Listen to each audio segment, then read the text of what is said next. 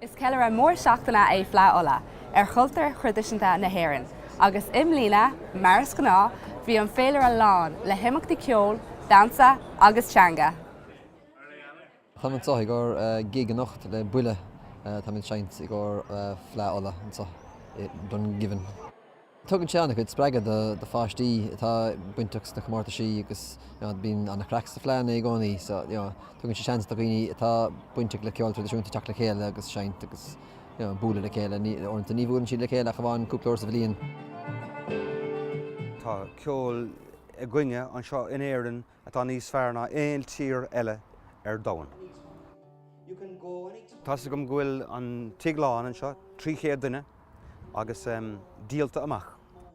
Dhéanas gig timpeall ar bhliain ó hin in Meathrá agus bhí daoine i láthair bhfuil atá buinteach leis an phleadh agus an san formia dhéanas job chomh sin ag an gig sin go bhfuair mé cura teacht an seo hanacht. Tá mé anna go nóthach fé láthair, World Domination, paróiste ar pharóiste, baile ar bhaile, timpeall na hÉireann. Well, tá áit seo sáte in san cultúr Gaelic tá cuidhúir ceáil Gaelic ar siúil sa cantar seo agus tá cuidhúir daine an seo Lorraine an teanga Gaelic fásta, so tá si mai seans a thuirt an daine teacht le chéile agus solta bhainte na himimeachtaí seo.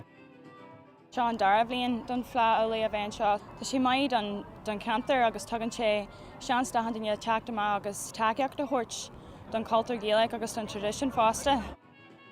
Tá sé go héantach na ghfuil an Fleadh Ola in given am léana arís.